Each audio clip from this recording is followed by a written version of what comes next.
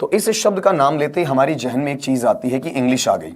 ये सरासर गलत बात है, ये सिरे से खारिज करने वाली बात है। ऐसा कोई मैटर नहीं होता कि टेंस का नाम लेते ही आप क्या सीख जाते हैं, आपका वहां पर अंग्रेजी सीख जाते हैं। ये एक पक्ष मात्र है, एक एस्पेक्ट मात्र है। ये कह सकते हैं कि it is a prominent aspect, ये एक मुख्य पहलू है, यह एक प्रभावी पहलू है, यह एक महत्वपूर्ण पहलू है, ऐसा कहा जा सकता है। लेकिन आप कतई यही नहीं कह सकते कि tense is equal to English और English is equal to tense, कि आप टेंस को एक्स मान लें और इंग्लिश को वाई मान लें। ऐसा पॉसिबल नहीं है। टेंस किसका हिस्सा है? वर्ब का है। वर्ब किसका हिस्सा है? पार्ट्स ऑफ स्पीच का। पार्ट्स ऑफ स्पीच किसका हिस्सा है? स्पीच का। और स्पीच किसका हिस्सा है? तो लैंग्वेज का है। तो लैंग्वेज के सबऑर्डिनेट लेवल के अंदर भी कौन सा ऐसा लेवल है जिस लेवल पर आते आते इसे परखा जाता है, जिस लेवल पर आते आते इसे माना जाता है, जिस लेवल पर आते आते इसे समझा जाता है। तो वो चीज हमें परखने वाली है, वो चीज हमें समझने वाली है, और उसी के आधार पर सारी चीजें आपकी बताई जाती हैं। तो अगला यहां पर जो हमारे पास में टर्म दे रहा है, उस टर्म के लिए अगला हमें एक सेंस देगा कि टेंस को पढ़ने के लिए मुझे साथ में किसकी आवश्यकता पड़ेगी? आपका टाइम की आवश्यकता पड़ेगी, अर्थात समय की आवश्यकता भी पड़ेगी। दूसरी बात, अक्षर से जब अपन पढ़ते हैं तो कई बार आपसे मिस स्पेल्ड या अशुद्ध वर्तनी का शब्द पूछ लिया जाता है, जिसमें हमें स्पेलिंग ये दे दी जाती है TENCE। इसे आपको तैयार रखना है। कई बार हम लोग पढ़ाते वक्त भी, जैसे एज ए टीचर आप बच्चों को पढ़ाने जाओगे तो भी गलती से या भूलवश ऐसा लिख दिया जाता है TENCE। तो ध्यान रखिए, यहां पर सी नहीं बल्कि स्पेलिंग में क्या होता है? एस होता है। ऐसी ही एक मिस्टेक, ऐसी ही एक त्रुटि हमसे किससे होती है, जिसे अपन पढ़ते हैं आपका ग्रामर। तो ग्रामर में हम गलती से क्या लिख देते हैं? आपका ER लिख देते हैं। बोलते भी गलत है इसे, हम कई बार इसे ग्रामर पढ़ जाते हैं, जबकि ये क्या है? ग्रामर है। तो इसका भी जो स्पेलिंग होता है वो स्पेलिंग वहां पर क्या बनेगा? GRAMMAR बनेगा, बजाय किसके? आपका ER के। मतलब हमें फोकस किस पर करना है? आपका ए पर फोकस करना। हमें किस पर फोकस नहीं करना? ई पर फोकस नहीं करना है। याद रहेगी आपको। तो यहां पर जो अपनी बात टेंस की चल रही है, वो टेंस क्या है उसकी जानकारी लेते हैं। ये क्लियर कह दिया मैंने आपका कि tense is like a nail in one's hand or one's leg. किसी के हाथ और पैर के अंदर जो नाखून की स्थिति होती है शरीर में, वही स्थिति टेंस की किस में है? आपका इंग्लिश लैंग्वेज में, इंग्लिश ग्रामर में है। यानी नहीं होने से आपकी इंग्लिश की जो शोभा है, जो आपका सुसज्जन है, जो अलंकरण है, जो सौंदर्यीकरण है, वो घट जाता है। लेकिन ये नहीं है कि इसके बगैर इंग्लिश अस्तित्व में नहीं रहेगी, ऐसा कुछ भी नहीं। इंपॉर्टेंट मान सकते हैं, लेकिन ये नहीं कि ये बिल्कुल ही इंडिस्पेंसेबल है या इनएविटेबल है। इसका क्वेश्चन डेफिनेटली आपके एग्जामिनेशन में आना है और एक से ज्यादा पूछा जाना है। और ये पूछा जाना है कि टेंस की आइडेंटिफिकेशन क्या होती है, टेंस कौन सा है, या ये पूछा जाना है कि correct forms of the verb, क्रिया के सही रूप या क्रिया के उचित रूप आपसे पूछे जाने हैं। तो चलिए इस पर चर्चा करते हैं। आपका वहां पर लिखने का मटेरियल जैसे कि मैं बात कर चुका हूं, सीधा आपको स्लाइड में देने की कोशिश करूंगा, ताकि वहां पर आपका कंटेंट ज्यादा जाए और आपका समय कम खत्म हो, समय वहां पर आपका कम खराब हो। तो यहां पर चेक करते हैं अपन सबसे पहले। ऊपर ही ऊपर अपना जो टर्म लिखा हुआ, क्या लिखा हुआ? आपका टेंसेस। भाई टेंस एक से ज्यादा है तो मैं उसे बहुवचन में लिखूंगा, और बहुवचन में लिखूंगा तो मेरा इन्फ्लेक्शन जुड़ेगा, मेरा तद्धित प्रत्यय जुड़ेगा। वो कौन सा जुड़ेगा? आपका एस जुड़ेगा। अब टेंस है क्या? The word tense is a term of English grammar. ये सीधी सी बात है कि अगर मैं टेंस को पढ़ता हूं तो टेंस मेरा हिस्सा किसका माना जाता है? लैंग्वेज का। लैंग्वेज कौन सी? इंग्लिश। और इंग्लिश के कौन से सेक्शन का है? आपका ग्रामर का है। ग्रामर के मायने क्या है? व्याकरण का है। And refers to a form of the verb, और ये वहां पर एक क्रिया शब्द के रूप के लिए प्रयुक्त किया जाता है। रेफर्स का मतलब प्रयुक्त किया जाता है। और किसके लिए प्रयुक्त होता है? आपका एक क्रिया शब्द के प्रारूप के लिए प्रयुक्त होता है। That indicates time. जो वर्ब है वो वर्ब किसको इंडिकेट करेगा, किसको इंगित करेगा? आपका टाइम को इंगित करेगा। यही वजह है कि हम इस टॉपिक को टेंस एंड टाइम या टाइम एंड टेंस के नाम से भी पढ़ा करते हैं। क्या बोला है? ध्यान से सुनिएगा कि यह शब्द टेंस है वो अंग्रेजी व्याकरण का वह टर्म है जिसका रेफरेंस है वो किसके लिए होता है? एक वर्ब के लिए होता है, एक क्रिया शब्द के लिए होता है, जो वहां पर आपका उस टाइम को क्या करता है? इंडिकेट करता है, उस समय को इंगित करने का काम करता है। Tenses mean different forms. Tenses का अर्थ क्या है? टेंसेस का अर्थ है अलग अलग रूप होना, अलग अलग प्रारूप होना, अलग अलग टुकड़े होना, अलग अलग खंड होना। और किसके? अवयव। किस पर आधारित है? एक वर्ब पर, एक क्रिया शब्द पर, जो क्या करते हैं? शोविंग, दिखाते हैं या दर्शाते हैं। क्या दर्शाते हैं आपका? डिफरेंट टाइम्स, अलग अलग टाइम्स दर्शाते हैं, और अलग अलग क्या दर्शाते हैं आपका? एस्पेक्ट्स दर्शाते हैं।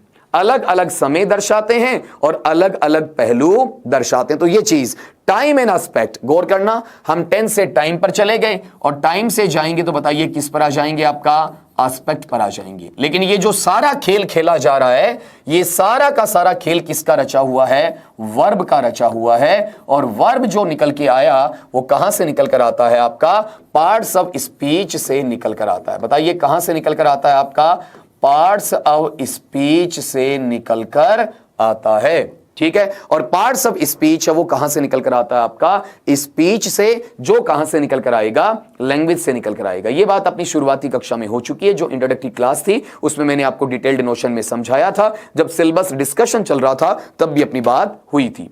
यहां अगला जो पार्ट है 10, इस प्रकार से ए टेंस इंडिकेट्स, एक टेंस है वो इंगित करता है, दर्शाता है। क्या दर्शाता? देखिए यहां पर पहली बात हुई टेंस इंग्लिश ग्रामर का टॉपिक है। फिर अगली बात ये हुई कि टेंस किससे जुड़ा हुआ है? किसको रेफर करता है? वर्ब को रेफर करता है। वर्ब किसको इंडिकेट करेगा? टाइम को। टेंस का आशय क्या है? वहां पर वर्ब से है, ऐसी वर्ब से जो क्या करती है? डिफरेंट टाइम और डिफरेंट एस्पेक्ट को शो करती है। इसलिए जो टेंस है उसमें उस टाइम को वहां इंडिकेट किया जाता है जो करेगा, एक एक्शन करेगा। जब आपका एक्शन नाम आता है तो एक्शन सीधा सीधा किससे जुड़ जाता है? वर्ब से जुड़ जाता है। एक्शन के मायने किससे हैं? वर्ब से। And the degree of its completion, और किस स्तर पर इसकी पूर्णता है, किस स्तर पर इसकी भावपूर्णता है, उसके स्तर या अवस्था के अंदर इसे देखा जाता है। इन नॉन एक्शन वर्ब्स, ऐसी क्रियाएं जिनका एक्शन नहीं होता है, ऐसी क्रियाएं जिनका कार्य नहीं होता है, उसमें इट सजेस्ट ओनली टाइम, यह केवल और केवल क्या करता है? समय को सुझाता है। यह केवल और केवल क्या करेगा? समय को बताएगा। ठीक है, तो गौर करना यहां पर अपने पास में अगला यह कह रहा है कि एक्शन वर्ब है, उसके अंदर वो अलग एक्शन और टाइम दोनों को लेगा, एस्पेक्ट ले जाएगा। और नॉन एक्शन वर्ब होंगी जो कोई कार्य नहीं करती हैं, उसमें केवल क्या शो किया जाएगा? आपका टाइम शो किया जाएगा। अब जैसे अपने पास 2 सेंटेंसेस हैं, उन सेंटेंसेस को अपन पढ़ते हैं जरा। जैसे पहला सेंटेंस क्या आपका? ही इज अ डॉक्टर, कि वह एक डॉक्टर है। यहां पर इज है, वो टाइम को शो कर रहा है। कौन सा टाइम है? Present time. They are students, वो विद्यार्थी हैं। यहां पर आर किसको शो कर रहा है? आपका टाइम को शो कर रहा है। लेटर ऑन इस पर अपन बात भी करने वाले हैं कि यहां पर क्या चीज कही गई। देखो इसमें यहां जो आपके पास में आया उसमें क्या कहा गया? The time indicated by a verb form, जो समय किसी क्रिया रूप के द्वारा इंगित किया जाता है, मे बी प्रेजेंट, क्या हो सकता है? आपका वर्तमान स्थिति का हो सकता है, या फिर पास्ट भूतकाल की स्थिति का हो सकता है, एंड फ्यूचर, और आपका फ्यूचर का टाइम हो सकता है। मतलब टाइम का कैटेगराइजेशन, टाइम का जो क्लासिफिकेशन करते हैं वो आपका वहां पर एक भाग में होता है या 3 भागों में होता है? 3 में होता है, जिसमें पहला टाइम अपना प्रेजेंट का माना जाता है, दूसरा टाइम अपना पास्ट का माना जाता है, और तीसरा टाइम अपने लिए किसका माना जाता है? आपका फ्यूचर का माना जाता है। एंड द एस्पेक्ट, और जब आप यहां टाइम की बात नहीं करते हैं तो इसमें जो एस्पेक्ट आते हैं, जो पहलू आते हैं, उन पहलुओं को अपन किसका नाम देते हैं? सिंपल का नाम देते हैं, या फिर आपका कंटिन्यूअस का नाम देते हैं, और या फिर किसका नाम देते हैं? परफेक्ट का नाम देते हैं। तो 2 बातें क्लियर कर लेनी है फ्रेंड्स। कौन सी?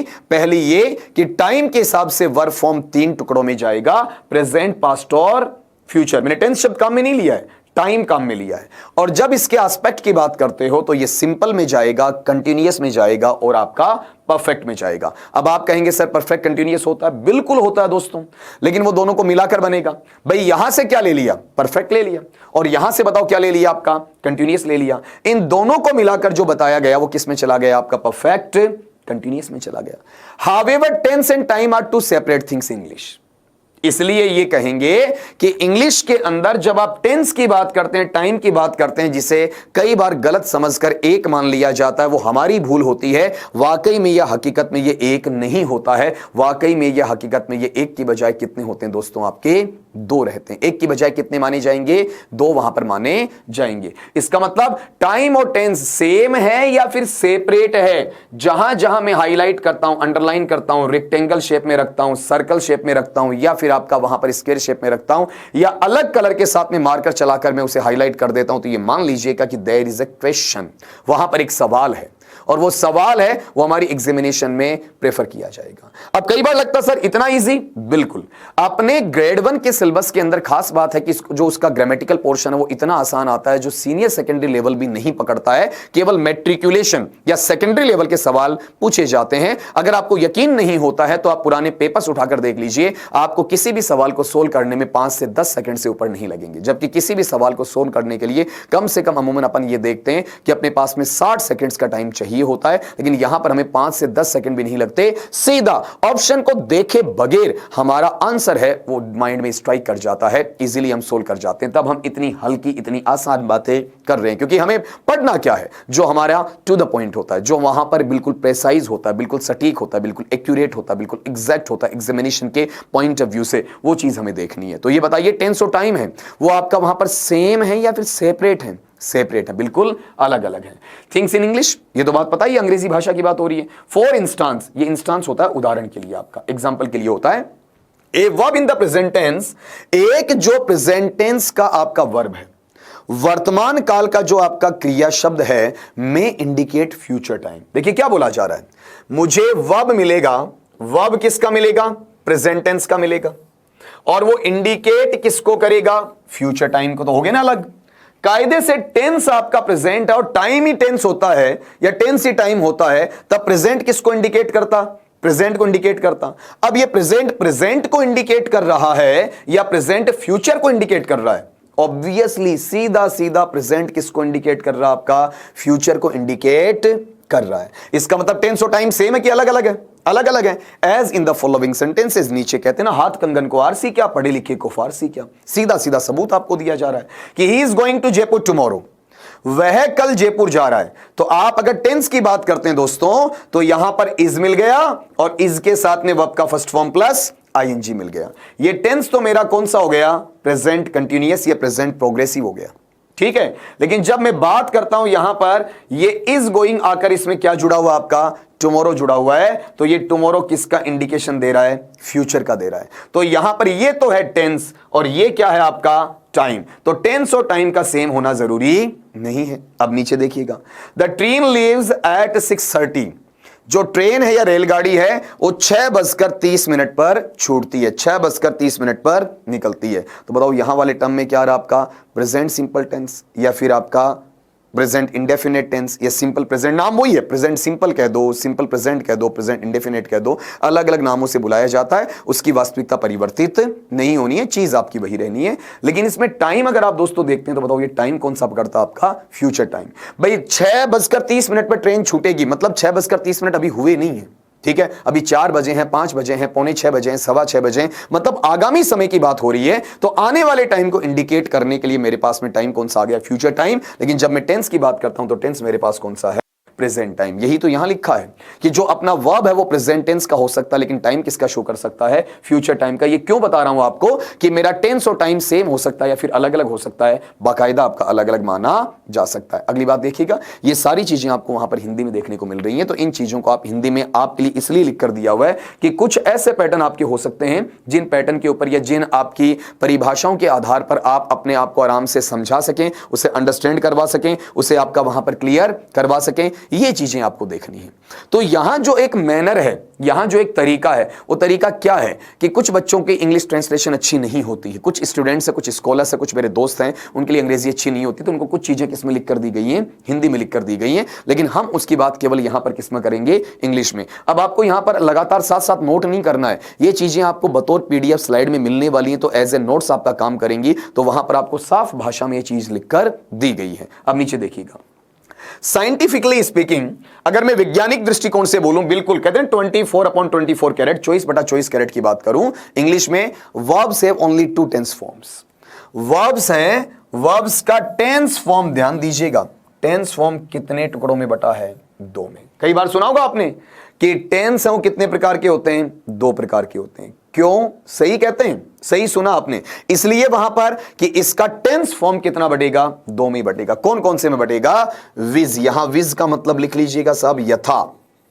विज का मीनिंग होता है यथा, जिसे हम दूसरे वर्ड्स में क्या कह सकते हैं? जैसे, यथा या फिर जैसे। जैसे इसमें पास्ट एंड प्रेजेंट है, पास्ट एंड प्रेजेंट है। And what is traditionally called future tense, और जिसे परंपरागत तौर पर आपका फ्यूचर टेंस कहा जाता है या फिर भविष्यात्मक स्थिति का काल कहा जाता है। तो ये जो ट्रेडिशनली है मतलब परंपरागत स्तर है, उसकी बात यहां पर करवाई गई है। ठीक है, अब उसमें लोग क्या क्या देते हैं बताओ? आपका वहां पर फ्यूचर टेंस क्या देते हैं? इज एक्सप्रेस्ड विद शैल और विल। और इसे किसके साथ में अभिव्यक्त किया जाता है? शैल और विल के साथ में। The root form, the base form, the first form, या फिर V1 कह देते हैं, जो अलग अलग नाम बोलते हैं। आप इसे यहां रूट को बेस भी कह देते हैं, वर्ब का फर्स्ट भी कह देते हैं, V1 भी कह देते हैं। ये भी अपने अपने मुंह पर जचे हुए नाम होते हैं आपका, इनमें कोई भिन्नता नहीं पाई जाती है। अब द वर्ब किसके? वर्ब के। तो एक्चुअल में मेरे पास में जो टेंस के वर्ब फॉर्म है वो 2 ही है। कौन सा?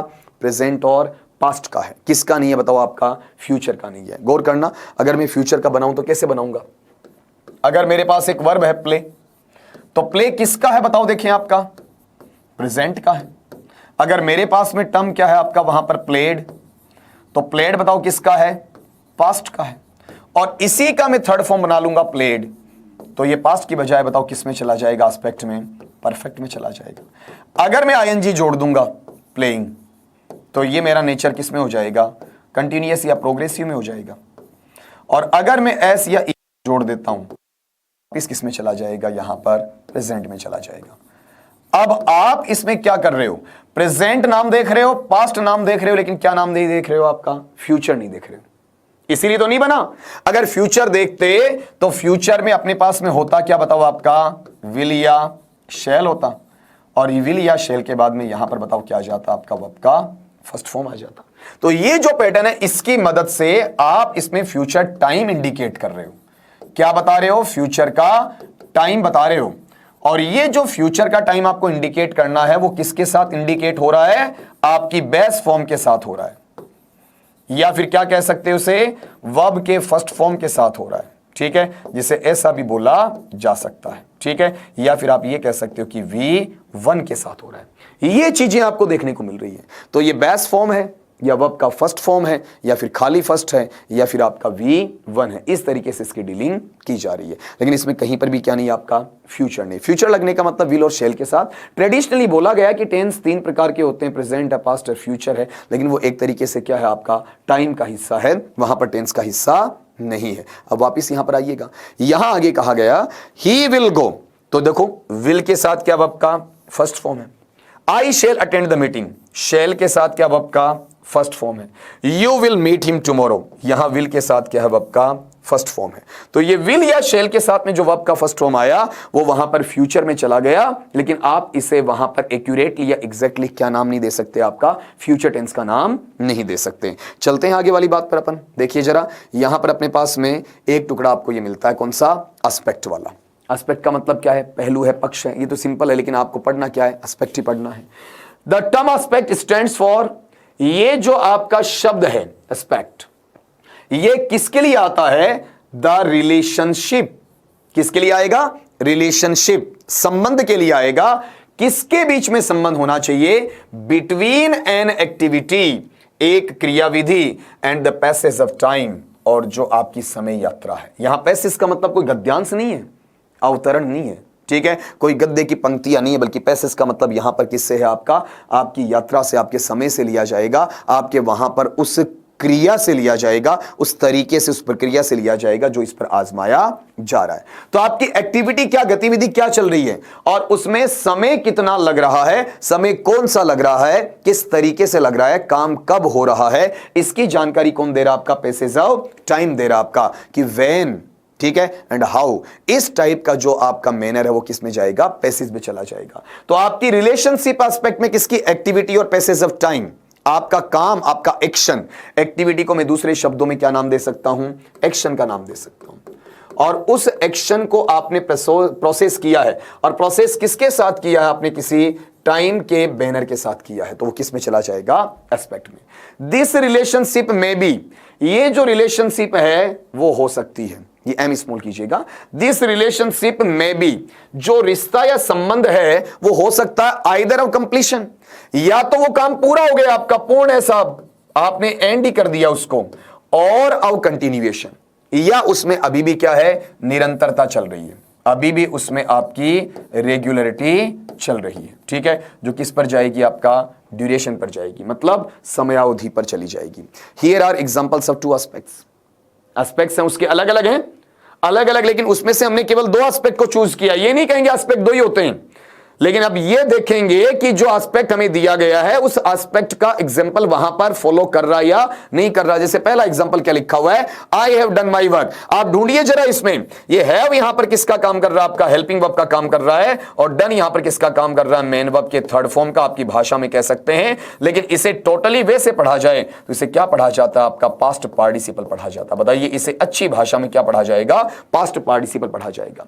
जो आपका वर्ब का थर्ड फॉर्म होता है उसे आप क्या कहेंगे, पास्ट पार्टिसिपल कहेंगे, परफेक्टिव प्रारूप वहां पर बोला जाएगा। अब नीचे आप पढ़ते हैं I had read the book, तो यहां देखिए कि इसके साथ में हैड के साथ क्या है, पास्ट पार्टिसिपल या वर्ब का थर्ड फॉर्म है। मतलब ये थर्ड फॉर्म आते ही आपने थोड़ी देर पहले गौर किया हो तो ये थर्ड फॉर्म किस में जा रहा, बताओ, परफेक्ट में। ये यहां थर्ड की बात की ना, तो बताइए किस में जा रहा है, आपका परफेक्ट नेचर के अंदर जा रहा है। अब इसको कवर करिए जरा, यहां पर ये भी थर्ड है, ये भी थर्ड है, बताओ कौन सा एस्पेक्ट मैंने ले लिया, आपका परफेक्ट एस्पेक्ट ले लिया।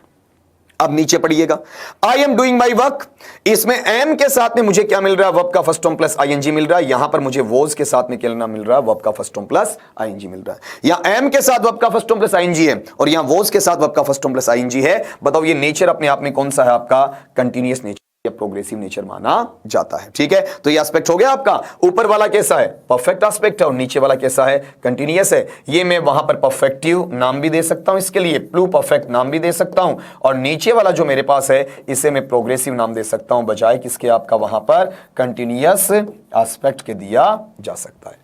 अब ये जो टर्मिनोलॉजी आपके पास आई है ना, एक तात्विकरण आपको स्थिति में मिला है। इस तात्विकरण की स्थिति के अंदर सारी चीजें किसकी हैं, उनको परखने की कोशिश करना है जरा। ठीक है, यहां पर अगला ये कह रहा है कि मेरे पास में ये हैव डन है, ये हैड रेड है, ये एम डूइंग है, ये आपका वॉज रीडिंग है। यहां पर मेरे पास में परफेक्ट एस्पेक्ट है, यहां पर मेरे पास में क्या है, कंटीन्यूअस एस्पेक्ट है। तो इन चीजों पे जब आप फोकस करते हैं, इन चीजों पर आप जब अपनी निरंतरता बताते हैं, इन चीजों पर अपनी बातों की कंप्लीशन की बात करते हैं, तो वहां अंदाजा हो जाता है कि मेरा दिया हुआ नेचर कैसा, मेरा दिया हुआ एस्पेक्ट कैसे है। तो ये समझ में आ रहा है, एस्पेक्ट क्या है, एक रिलेशनशिप है, और किसके बीच में है, एक एक्टिविटी और पैसिव के बीच में। थ्योरेटिकल टाइप भी क्वेश्चन पूछे जा सकते हैं। अभी तक जो प्रश्न पूछे गए उनमें ये सीधा सीधा correct forms of the verb भरवाया गया, लेकिन ये चीजें आपको इसलिए बताई जा रही हैं कि टेंस नाम या टेंसेज नाम आपके सिलेबस में लिख दिया गया। इसके मायने ये नहीं कि केवल वर्ब ही भरवाएगा, उसका मतलब ये भी होता है कि टेंस की जो एक आधारभूत, एक मौलिक, एक मूलभूत, एक सामान्य जो जानकारी है वो आपके मस्तिष्क में होनी चाहिए, उसका अस्तित्व आपके पास रहना चाहिए।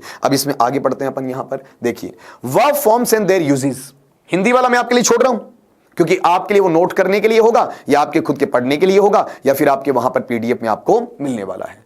अगला यहां पर ये कहेगा, verb forms and their uses, the following forms of the main verb are used in the formation of tenses. अगर आप टेंस का फॉर्मेशन कर रहे हैं, आप अपने टेंस का निरूपण वहां पर कर रहे हैं, तो टेंस का फॉर्मेशन या टेंस का जो निरूपण होता है उसे आपका वहां पर इन रूपों में लिया जा सकता है। देख लीजिए कौन से फॉर्म आपके बोले जाते हैं। पहला क्या है, present simple form, simple present form, present indefinite form, जिसे आप फर्स्ट फॉर्म कहते हैं, जिसे आप वर्ब का V1 कहते हैं, जिसे आप बेस फॉर्म का नाम भी देते हैं, जिसमें अपने पास में जैसे एक एग्जांपल लिया कौन सा, गो। यहां पर इसका फोनेटिक पढ़ लीजिएगा, ये फोनेटिक यहां पर क्या बताओ, देखें आपका गौ, गो है या गौ है, गौ है, और इसी में आप बेस फॉर्म में क्या जोड़ देते हैं, बताओ आपका ES जोड़ देते हैं। अब ये ES जोड़ते ही आप आराम से अंदाजा लगा गए, बताओ ये किस में चला गया आपका, वहां पर बेस फॉर्म प्लस एस या ES में चला गया। ठीक है, फिर अगला कह रहा है पास्ट सिंपल फॉर्म या सिंपल पास्ट फॉर्म, या फिर क्या कह रहा है आपका पास्ट इंडेफिनिट फॉर्म। अगर इसकी अपन बात करते हैं तो ये सेकंड फॉर्म में आ गया, जिसे अपन वेंट के रूप से पढ़ते हैं। इसे सीधा सीधा पास्ट फॉर्म कहो तो भी कोई दिक्कत नहीं है, इसे आप सीधा सीधा पास्ट फॉर्म कह दो, सिंपल को हटा दो तो भी वही अर्थ देगा। फिर नेक्स्ट आपके पास में पास्ट पार्टिसिपल, ये बड़ा इंपॉर्टेंट है, इसमें बहुत गलतियां होती हैं और कईयों को तो इसका पता ही नहीं होता है, कईयों की जुबान पर नहीं चढ़ा हुआ रहता है, सीधा क्या बोलते हैं, मेन वर्ब का थर्ड फॉर्म बोलते हैं और वहीं पर गड़बड़ हो जाती है। तो ये जो अपना पार्ट है इसमें इनएक्यूरेट वाला, उसे सही कर लीजिएगा। ये थर्ड फॉर्म किस में काउंट होता है, आपका पास्ट पार्टिसिपल में काउंट होता है। फिर अपने पास है प्रेजेंट पार्टिसिपल। प्रेजेंट पार्टिसिपल में क्या समझते हैं अपन, वर्ब का फर्स्ट फॉर्म समझते हैं, गलत बात है भाई। प्रेजेंट के साथ में अगर सिंपल जुड़ गया तो ही जाओगे, सीधा प्रेजेंट पार्टिसिपल बोलोगे तो वो मेरा कौन सा फॉर्म है, आपका आईएनजी फॉर्म है, जिसे गौ में क्या जुड़ा हुआ, आपका आईएनजी जुड़ा हुआ है। तो यहां याद रखने वाली बात क्या है कि वर्ब के फॉर्म्स कौन से हैं, ठीक है। यूजेस अपन आगे पढ़ेंगे तो वर्ब के फॉर्म में अपन प्रेजेंट सिंपल या सिंपल प्रेजेंट या प्रेजेंट इंडेफिनिट काम में ले लेंगे, जिसमें या तो वर्ब का फर्स्ट फॉर्म होगा V1 या वर्ब के फर्स्ट फॉर्म में एस या ईएस नामक इन्फ्लेक्शन जुड़ेगा, यानी V1 के साथ में एस या ईएस, जैसा गौ और गौस है। फिर आपका पास्ट सिंपल फॉर्म या सिंपल पास्ट फॉर्म या फिर पास्ट इंडेफिनिट फॉर्म या अकेला पास्ट फॉर्म, जो कि वर्ब का सेकंड फॉर्म या V2 माना जाता है। फिर अपना पास्ट पार्टिसिपल होता है जिसे परफेक्ट या परफेक्टिव नेचर का बोला जाता है, वर्ब का थर्ड फॉर्म जैसे गौ का गौन है, और फिर प्रेजेंट पार्टिसिपल जिसमें नेचर किसका मिलेगा, आपका वहां पर आईएनजी का मिलेगा। अगली बात देखिएगा, यहां से थोड़ा थोड़ा स्ट्रक्चर सीखना चालू करते हैं। अब इसके यूज आ गए और यूज आने पर छोटी से छोटी बात मैंने समावेशित की है। मैं ये नहीं मानूंगा कि भाई आपको ये चीज पहले से आ रही है, क्योंकि क्लास में आप अगर हैं तो आपके पास में छोटी बात भी उतनी ही महत्वपूर्ण है जितनी की बड़ी बात है, क्योंकि बिना नींव के मकान खड़ा नहीं हो सकता है। तो हल्की से हल्की चीज चाहे आपको आए या ना आए, दोनों को हम यहां पर समावेशित करते चलेंगे, ताकि आपको यह लगे कि हम यहां पर ऑनलाइन क्लास में नहीं बल्कि ऑफलाइन क्लास में बैठे हैं। उसी प्रकार की फीलिंग आनी चाहिए, वही रफ्तार होनी चाहिए, वही मटेरियल आपके पास में जाना चाहिए। जैसे यहां स्ट्रक्चर्स एंड यूसेस की अपन बात करते हैं, यहां पर इसका उच्चारण यूसेस होता है, ये अपन फोनेटिक में बोल लेंगे किस तरीके से आपका पढ़ा जाता है। हाल फिलहाल हमारा मैनर ये नहीं कि हम फोनेटिक पे चर्चा करें, यहां पर चर्चा करेंगे अपने टेंसेस के ऊपर। पहला जो नाम यहां पर दिया गया, बताओ क्या नाम है आपका, प्रेजेंट सिंपल। मैं थोड़ी देर पहले बोल चुका हूं, अब यहां पर आपको लिख कर दे रहा हूं। इसे सिंपल प्रेजेंट का नाम दिया जा सकता है, और इसे चाहें तो ये किस में आ सकता है, आपका प्रेजेंट इंडेफिनिट में भी आ सकता है। इसे सिंपल प्रेजेंट का नाम दिया जा सकता है, और इसे आपका प्रेजेंट इंडेफिनिट का नाम भी दिया जा सकता है। अब ये जो टर्म आ रहा है मेरे पास वर्ब फॉर्म का, उसमें पहले लिखा हुआ है ऑक्सिलियरी वर्ब। ऑक्सिलियरी वर्ब का मतलब यहां पर होता है हेल्पिंग वर्ब। ये सिंपल आपको समझा देता हूं, सहायक क्रिया, उन्हें क्या कहा जाता है, ऑक्सिलियरी कहा जाता है। क्या लिखा है, not used in affirmative sentences, आपके सकारात्मक वाक्य में से काम में नहीं लिया जाता है। जैसे मैं ये कहता हूं कि I teach English, I teach English, इस सेंटेंस में मेरे पास में प्रेजेंट सिंपल या सिंपल प्रेजेंट या प्रेजेंट इंडेफिनिट का पूरा तकाजा है, लेकिन टीच यहां पर क्या वर्ब का फर्स्ट फॉर्म है या फिर मेन वर्ब का काम करेगा, लेकिन इसमें कोई भी ऑक्सिलियरी या कोई भी हेल्पिंग वर्ब देखने को नहीं मिल रही है। यही वजह है कि क्या लिखा हुआ है कि ऑक्सिलियरी वर्ब है, हेल्पिंग वर्ब है, उसे अफर्मेटिव सेंटेंसेस में, जिसे आप अपनी भाषा में पॉजिटिव का नाम भी दे दिया करते हैं, अर्थात सकारात्मक वाक्यों में इसका प्रयोग नहीं होता है। अगली बात, मैन वर्ब फर्स्ट फॉर्म है प्रेजेंट, और प्रेजेंट में एस या ईएस क्या कर दिया जाता, आपका जोड़ दिया जाता to the first form in third person singular. और कहां जोड़ा जाता, आपका थर्ड पर्सन सिंगुलर में जोड़ा जाता। इस चीज पर अपन थोड़ी चर्चा करेंगे भाई, ऐसे नहीं छोड़ेंगे इसे। पहले यहां पर यह चर्चा कर लीजिए कि अपने पास में अगर प्रेजेंट सिंपल की ऑक्सिलियरीज हैं तो वो क्या क्या होती है, डूडस। भाई यही तो कहा, क्या कहा पीछे आपका कि अफर्मेटिव में काम नहीं आती हैं, लेकिन नेगेटिव में तो काम आएंगी, इंटेरोगेटिव में तो काम आएंगी, आपका इंटेरोगेटिव नेगेटिव में तो काम आएंगी, WH टाइप में तो काम आएंगी। तो यहां काम कहां नहीं आ रही है, अफर्मेटिव में काम नहीं आ रही, उनको एक बार छोड़ देते हैं। डू या डज का हिस्सा है, कहां कहां अप्लाई होता है वो आपको पता होना चाहिए। अगर मेरा सब्जेक्ट आई होता है, वी होता है, यू होता है, या फिर आपका दे होता है, या फिर कोई आपका प्लूरल होता है, बहुवचन होता है, तो वहां पर मैं यहां किसका काम करता हूं, आपका डू का काम करता हूं। और अगर मेरा सब्जेक्ट है वो आपका ही होता है, या फिर आपका शी होता है, या फिर आपका इट होता है, या किसी का नाम होता है, या फिर आपका सिंगुलर होता है अर्थात एक वचन होता है, तो ऐसी कंडीशन के अंदर मैं किसका काम करता हूं, बताओ, आपका डज का काम करता हूं। ठीक है, अब यहां पर डू डज तो मैंने लगा लिया, लेकिन अपनी बात अफर्मेटिव की होनी चाहिए। जब मैं इन पर फोकस करता हूं तो ये अफर्मेटिव का सेंस थोड़ी है, ये अफर्मेटिव का नहीं है। ये या तो किस में जाएगा, मेरा नेगेटिव में जाएगा, नकारात्मक में जाएगा, या फिर ये मेरा किस में चला जाएगा, आपका इंटेरोगेटिव में चला जाएगा, मतलब प्रश्नवाचक में चला जाएगा, या फिर यही सेंस मेरा किस में आ जाएगा, आपका इंटेरोगेटिव नेगेटिव में आ जाएगा, इंटेरोगेटिव नेगेटिव में, अर्थात प्रश्नवाचक नकारात्मक में आ जाएगा। और या फिर मेरा यही तरीका है, ये किस में चला जाएगा, आपका वहां पर अपने पास में WH टाइप में चला जाएगा। उस तरीके से इसको देख लिया जाएगा। अब ये जो मैनर आपके पास में आ रहा है, आई वी यू दे बहुवचन वाला, या फिर अपने पास में आ रहा है ही शी इट नेम वाला, अगर मैं इसकी बात करता हूं तो इस टर्म के अंदर एक टर्मिनोलॉजी बनेगी, एक तात्विक स्तर बनेगा। और ये टर्मिनोलॉजी या जो तात्विक स्तर अपने पास आता है, इस टर्मिनोलॉजी या तात्विक स्तर के अंदर सबसे बड़ा जो पैटर्न होगा वो ये रहेगा कि अफर्मेटिव में हमें कुछ चेंजेस अलग रूपों में सीखने हैं। अगर मुझे मेरा पार्ट आई या फिर वी या फिर यू या फिर दे या कोई प्लूरल या बहुवचन मिलता है तो उसमें केवल वर्ब का फर्स्ट फॉर्म अप्लाई होगा, वहां पर अपने लिए एस या ईएस है, ऐसी चीजों के लिए कोई जगह नहीं होगी। ठीक है। और अगर मैं ये कहता हूं कि मेरे पास में ये टर्म ऐसा है, कौन सा बताओ, देखें आपका वहां पर ही, या फिर क्या बताओ शी, या फिर क्या है इट, या फिर क्या है किसी का नाम, और या फिर बताओ क्या है आपका सिंगुलर है, यानी एक वचन है।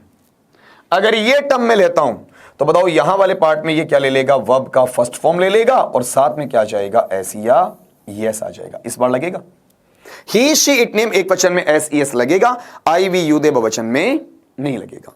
अब यहां पर एक टर्मिनोलॉजी आपको यह भी पढ़नी है, एक तात्विक स्तर आपको यह भी पढ़ना है, एक तात्विक स्तर आपको यह भी देखना है कौन सा पार्ट, उसको चेक करना कि एस एस किसके साथ आता है किसके साथ नहीं आता, इसका सब पार्ट हो जाएगा। अगर मेरा सब्जेक्ट ये है ही शी इट नेम एक वचन में से, और उसके बाद में जो दिया हुआ वर्ब है उस वर्ब के लास्ट में, उस वर्ब के अंत में मुझे एस मिलता है, डबल एस मिलता है, एस एच मिलता है, सी एच मिलता है, एक्स मिलता है, ओ मिलता है और जेड मिलता है। अगर इनमें से मुझे कोई एक मिलता है तो बताइए उसे क्या कहा जाएगा, आपका ईएस का नाम दिया जाएगा, मतलब उसके साथ ईएस जुड़ जाएगा।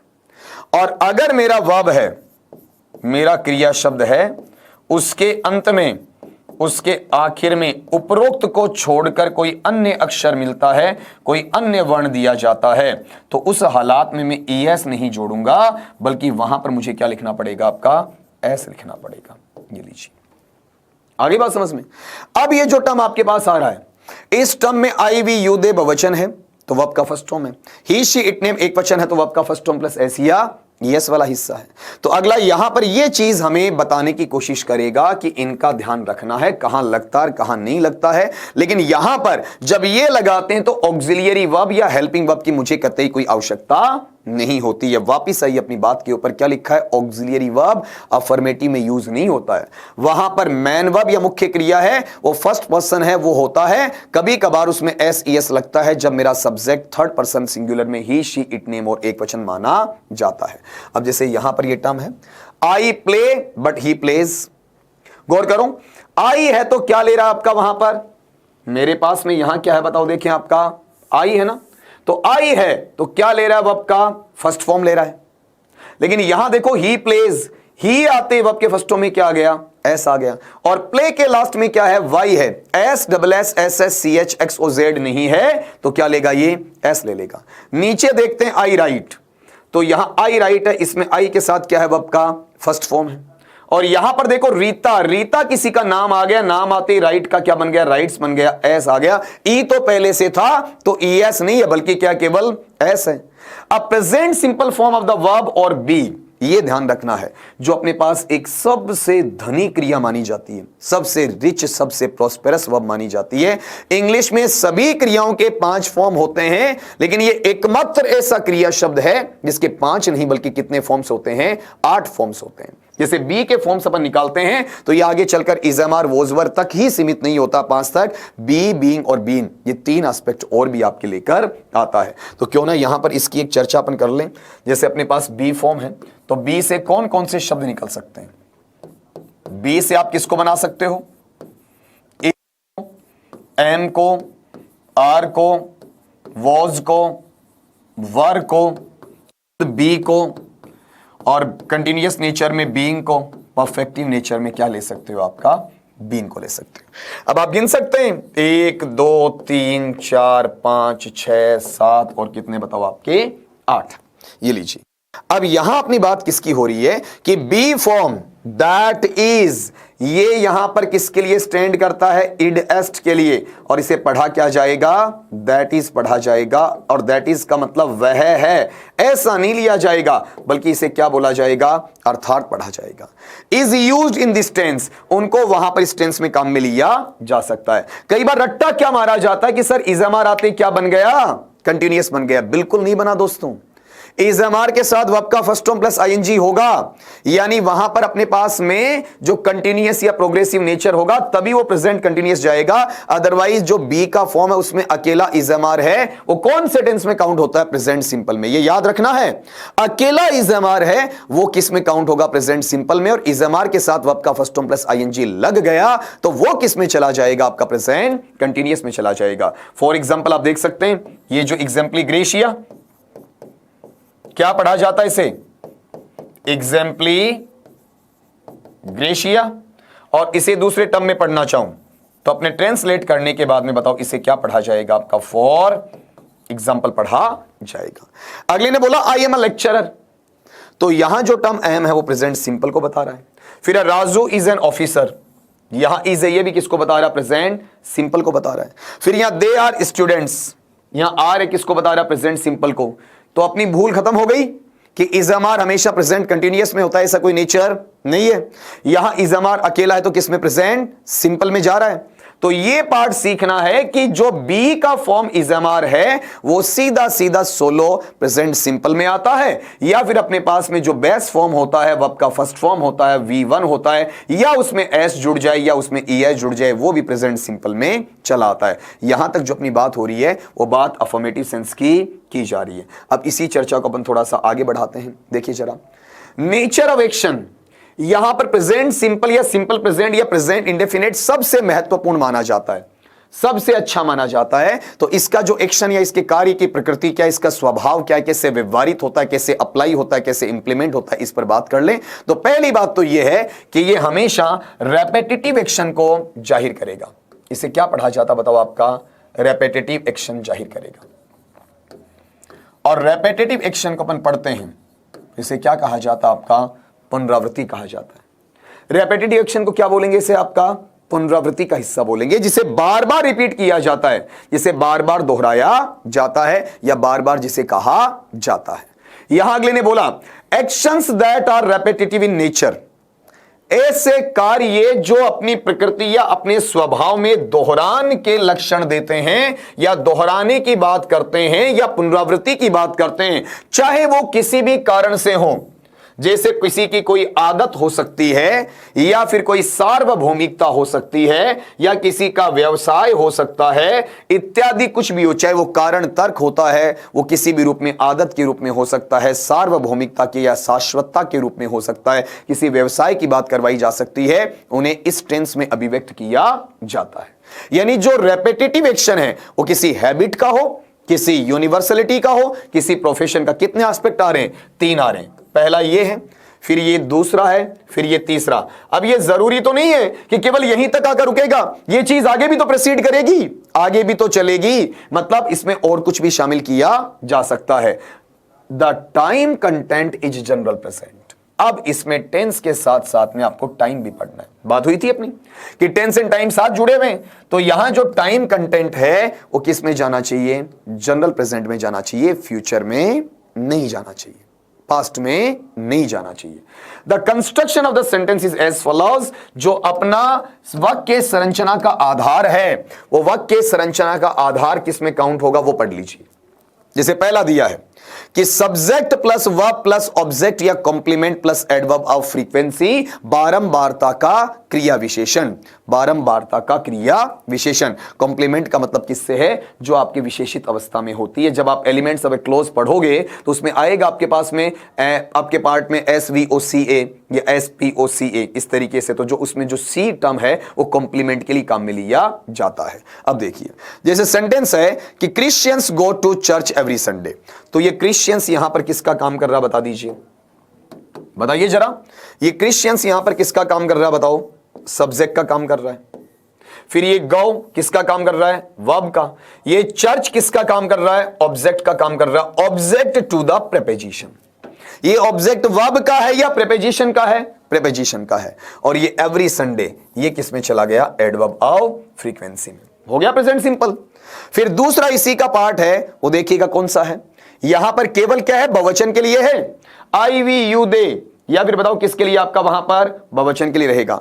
उस सेंस में आपको बताया जाता है तो उस सेंस के लिए मैनर जाएगा, वो मैनर किस में आ जाएगा बताओ, देखिए आपके लिए वहां पर इस टर्मिनोलॉजी में ले लिया जाएगा, ठीक है। जिसमें अगला यहां जो पार्ट आपको दे रहा है, यहां जो इसकी बात कर रहा है, ठीक है, इसके आधार पर अपन लेंगे तो ये आधार मेरे पास में उस पक्ष को बताएगा या उस अस्तित्व को देगा या उस जानकारी को देगा जो बहुवचन के बाद में एक वचन की आती है। जैसे यहां क्या लिखा हुआ है, सब्जेक्ट लिखा हुआ है, फिर यहां पर वर्ब लिखा हुआ है, इन्फ्लेक्शन में एस या ईएस है, फिर मेरे पास में ऑब्जेक्ट या कॉम्प्लीमेंट है, और फिर मेरे पास में क्या है, एडवर्ब ऑफ फ्रीक्वेंसी है, ठीक है। तो अगला ये कह रहा है ही रीड्स नॉवेल्स डेली, वह रोजाना उपन्यास पढ़ता है, वह रोजाना उपन्यास पढ़ता है।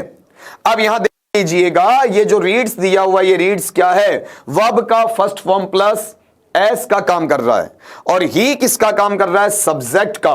नॉवेल्स किसका काम कर रहा है आपके लिए, ऑब्जेक्ट का। और डेली किसका काम कर रहा है, एडवर्ब फ्रीक्वेंसी का काम कर रहा है। इस सेंटेंस में मोहन सब्जेक्ट का काम कर रहा है, प्लेज वर्ब के फर्स्ट फॉर्म प्लस एस का काम कर रहा है, और फुटबॉल किसका काम कर रहा है, ऑब्जेक्ट का। इसमें एडवर्ब नहीं है, मतलब एडवर्ब लाया भी जा सकता है और एडवर्ब नहीं भी लाया जा सकता। दोनों सिचुएशंस को इसमें असिमुलेट किया जाता है, दोनों बातों को इस सम्मिश्रण में रखा जाता है।